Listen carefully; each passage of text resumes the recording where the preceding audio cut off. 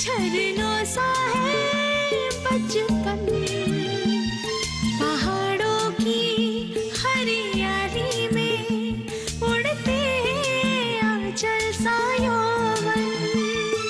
छोटा सा है जीवन मेरा, उतनी बड़ी है कहानी। हो बिटिया पहाड़ की हूँ।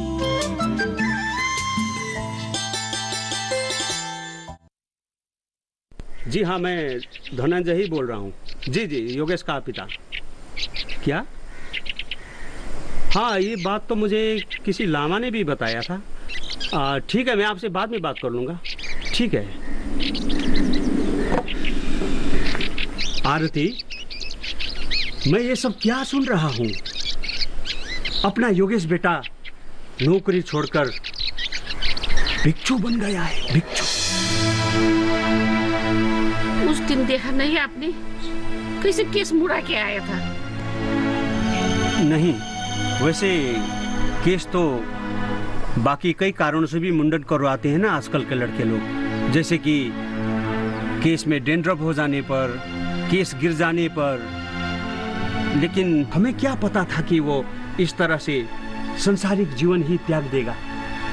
सारे सपने चकनाचूर कर दिया उसने, चकनाचूर।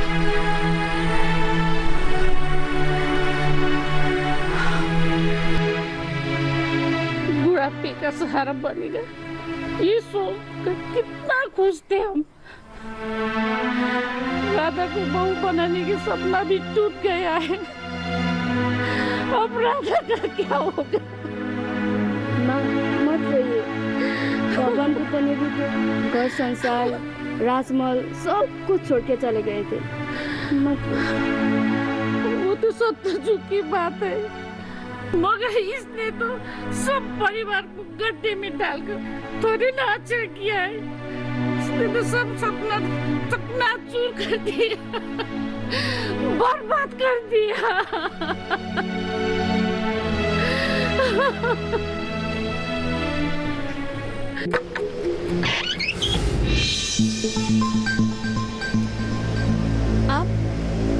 आप यहाँ क्यों आए? क्या रंदोज का घर यही है क्या? जी घर तो यही है, लेकिन वो घर में नहीं है सर। वो तो कभी कभी आते हैं। आप कौन है? मैं उनकी वाइफ हूँ सर। लेकिन हुआ क्या सर? जिस महिला के साथ में वो रहता था उसका खून हो चुका है और इल्जाम रंदोज पर लगा हुआ है। घबराइए नहीं, आप एक काम कीजिएगा, मैं आपको काट देता हूँ। जब वो आएंगे तो हमें सूचित कर दीजिएगा, ठीक है?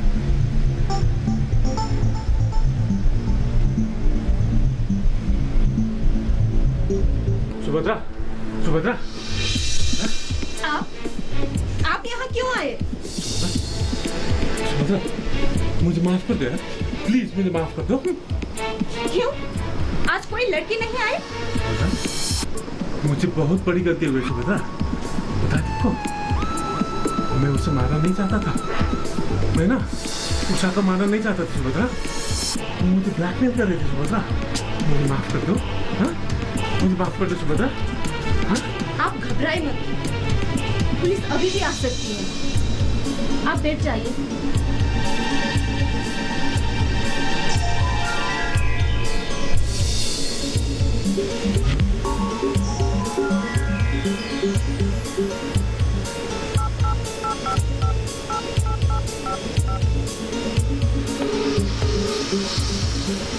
हेलो, ओसी साहब। सुभद्रा देखो ना, मैंने कल से कुछ नहीं खाया, बड़ी जोर से भूख लगी है, कुछ खाने को मिलेगा? हाँ? क्यों नहीं, लेकिन खाने का वक्त मिलेगा। क्या मतलब? मतलब ये कि तुम्हारा अब जेल का हवा खाने का वक्त आ गया है। सुभद्रा, ये क्या कह रहे हैं? हाँ? तुम मेरी पत्नी होकर के मुझे जेल भिजवाओगे? हाँ? तुम कैसी पत्नी हो? ये आप मुझसे नहीं, अपने आप से पूछिए। क्या कभी आपने एक पति होने का कर्तव्य निभाया? बड़े बड़े सपने दिखा के मुझसे शादी किए और मेरी जिंदगी बर्बाद कर दी। और इसके बावजूद आप पत्नी का स्मरण करवा रहे हो। मैं इस जिंदगी से थक चुकी हूँ और मैंने मोक्ष का रास्ता अपना लिया है। ओसी साहब, इसे ले जाइए। सुभद्रा, मुझे माफ कर दो सुभद्रा, प्लीज मुझे माफ कर दो सुभद्रा, प्लीज प्लीज। चल ओसी साहब, चल इसे चल ले जाइए प्लीज। माफ कर दो सुभद्रा, प्लीज। बहुत हो चुका है, चल चल।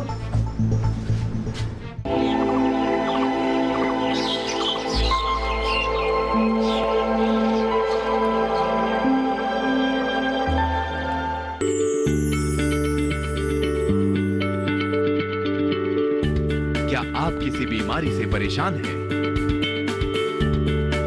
चाहते हैं डॉक्टर की सलाह? तो हम हैं आपके साथ। बताएंगे आपको जीने की राह। समस्याएं आपकी, समाधान देश के मशहूर विशेषज्ञों के। घर बैठे बात करें देश के जाने माने डॉक्टरों से। हमारे लाइव प्रोग्राम स्वस्थ किसान में हर शनिवार शाम 6 बजे से 7 बजे तक।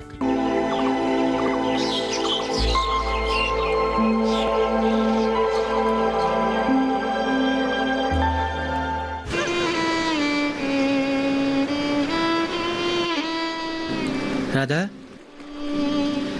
मुझे तुम्हारी सब बातों का पता चल गया है।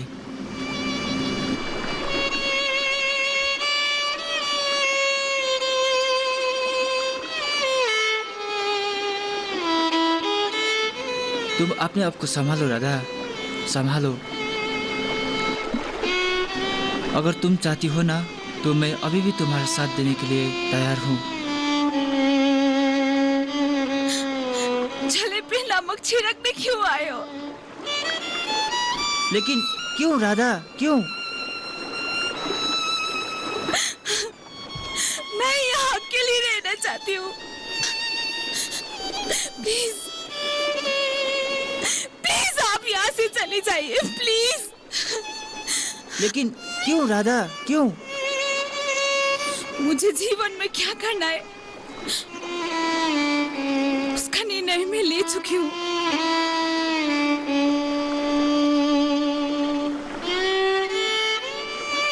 ठीक है, यदि किसी वक्त तुम्हारा मन बदलता है तो मैं तुम्हारा साथ देने के लिए तैयार हूँ। लेकिन मैं अभी के लिए चला जाता हूँ।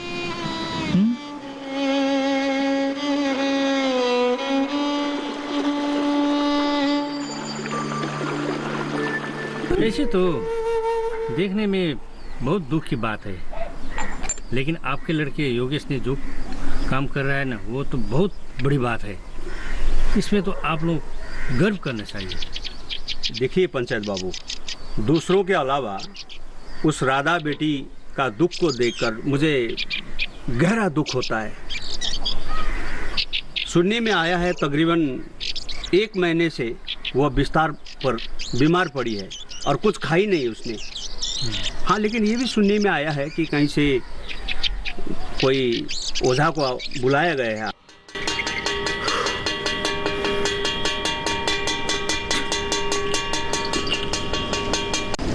ओझा जी, हमारी बिटिया को क्या हो गया है? आपका जोखाना क्या कहता है?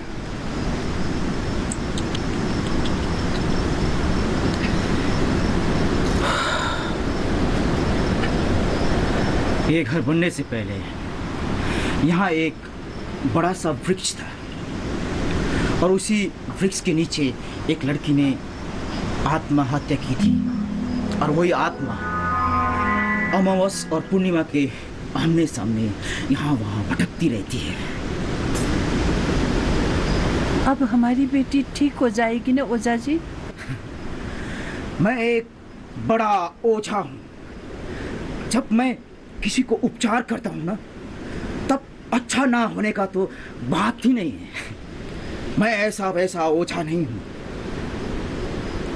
मैं जब 7 साल का था तब वन झाकरी मुझे जंगल ले जाकर तंत्र मंत्र सिखा के 1 साल बाद घर में छोड़ दिया था।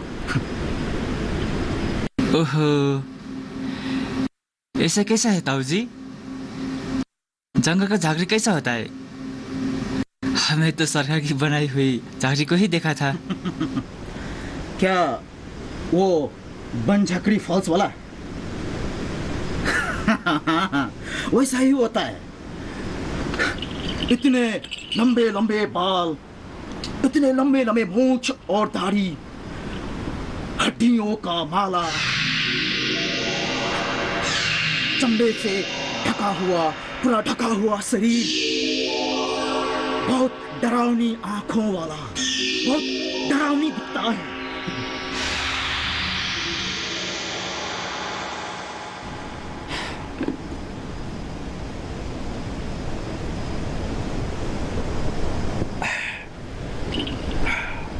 अंकल, जरा बाहर आइए ना।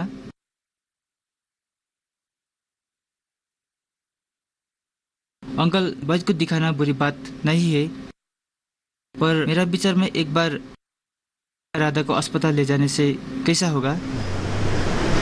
तुमने ठीक कहा बेटा।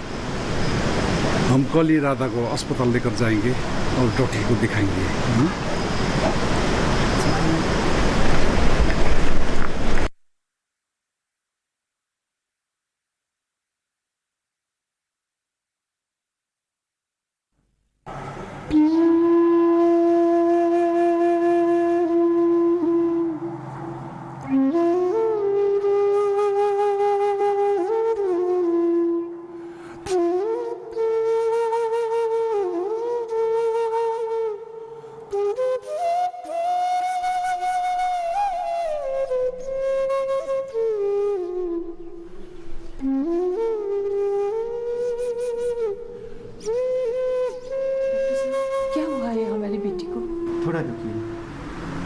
सिस्टर जी डॉक्टर, पेशेंट का सभी रिपोर्ट आ गया है क्या? आ चुका है।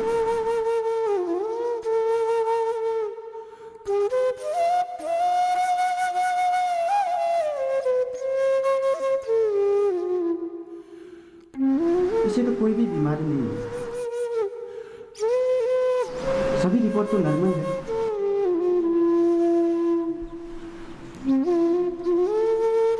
थैंक गॉड, रिपोर्ट अच्छा निकला।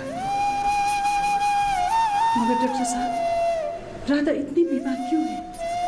लगता है इसे बहुत बड़ा सदमा पहुंचा है। इसे डॉक्टरी इलाज की जरूरत नहीं, बल्कि मनोवैज्ञानिक इलाज की जरूरत है।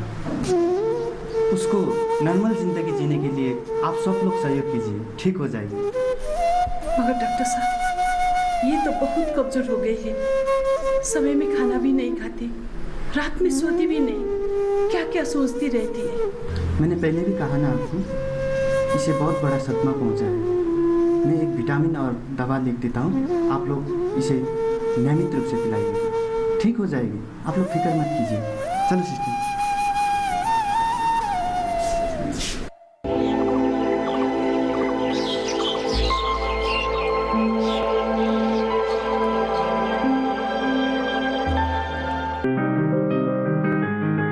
बीमारियों से कैसे बचेगी फसल?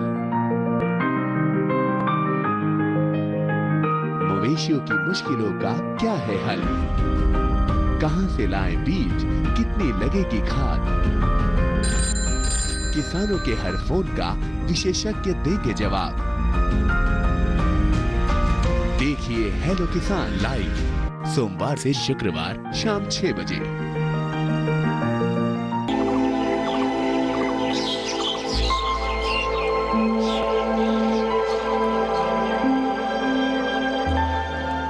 दिव्य रत्न, ठीक तो हो तुम? हाँ, कुछ तुम दुबला सा गए हो। एक वक्त का खाना और ज़्यादा अभ्यास के कारण भी हो सकता है। विगत में जिस प्रकार तुम अपने तन मन ध्यान लगा के तुम जो अभ्यास कर रहे हो, उसको लेकर मठ में सब लोग बहुत प्रसन्न है तुमसे। और जिस प्रकार तुम जो अपनी योग ध्यान कर रहे हो, उसको लेकर सब तुम्हारा प्रशंसा कर रहे हैं। और हमारे बुद्धिस्ट धर्म में यही बोलता है कि सबको मोक्ष दिलाना और संसार में शांति के लिए पूजा करना, और इस योग में तुम सबसे सर्वश्रेष्ठ हो।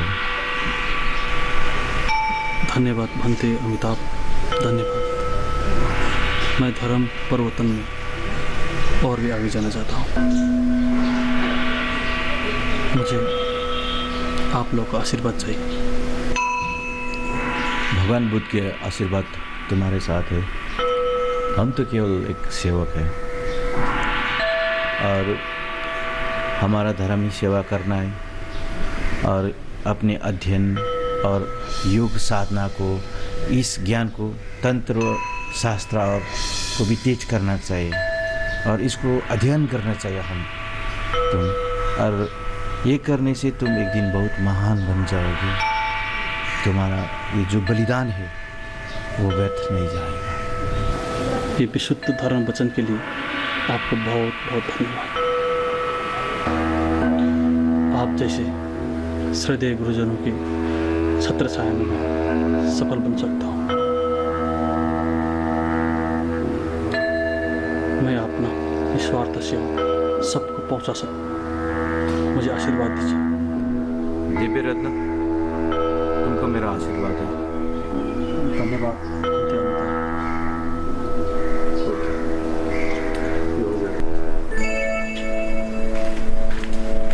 राधा,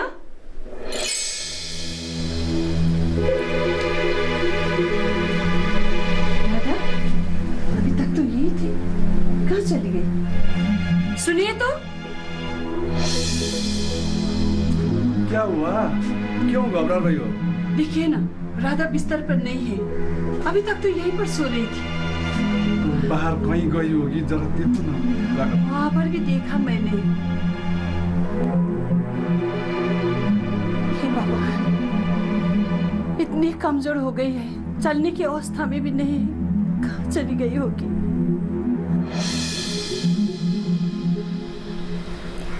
बसंती, शादी के कई साल तक हमारी कोई औलाद नहीं था। मंदिर, धाम, गुम्बा में मन्नतें मांगने के बाद ये बच्ची पैदा हुई। वो भी आज बहुत बीमार है। आप मत रोइए, चलिए बाहर देखते हैं।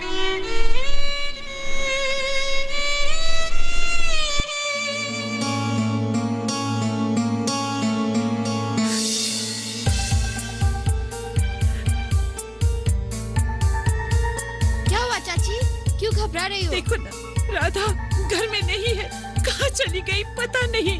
तुमने देखा राधिका को? नहीं तो। भाई, भाई, आपने राधिका को देखा? अरे राधा बिटिया तो नदी की ओर जा रही थी।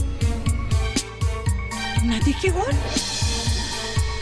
इतनी कमजोर थी, कैसे चली गई? चलिए हम लोग भी वहीं पर चलते हैं कि भगवान उसको कुछ ना हो जाए।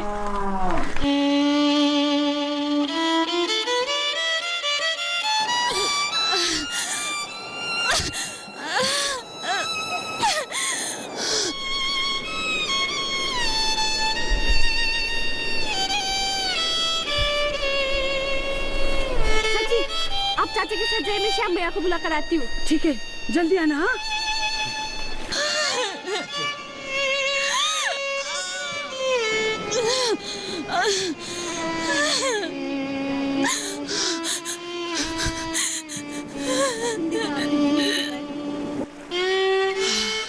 यहाँ के लोग स्वार्थी हैं, अपने लिए जीते, अपने लिए।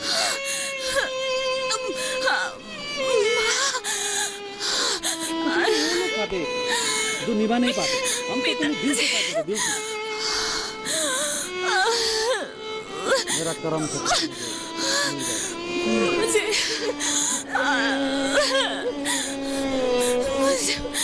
माफ कर देना।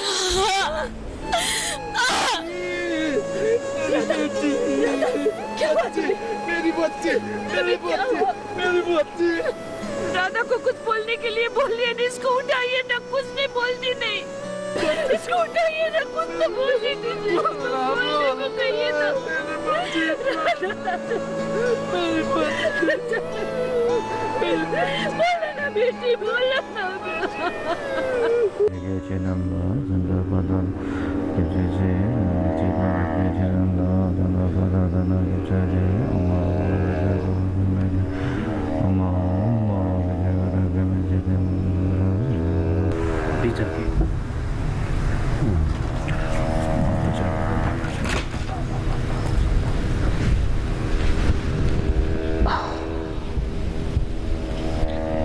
भांते अमिताभ, आपने हमें क्यों याद किया?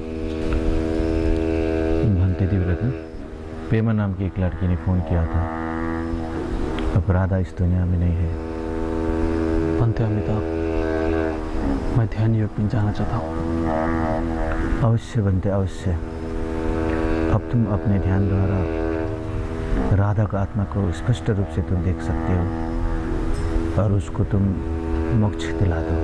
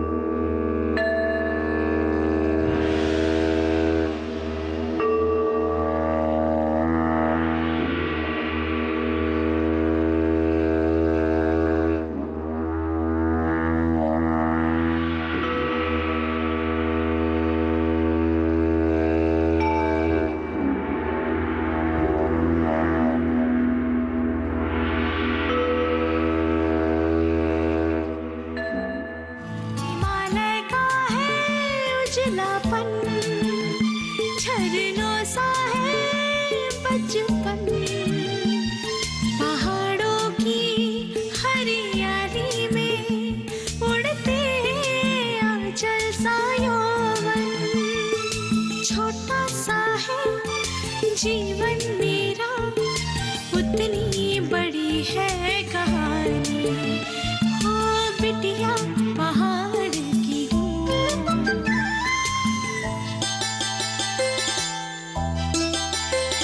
होठों पे मुस्कान है, आंसू में भीगी कथा है।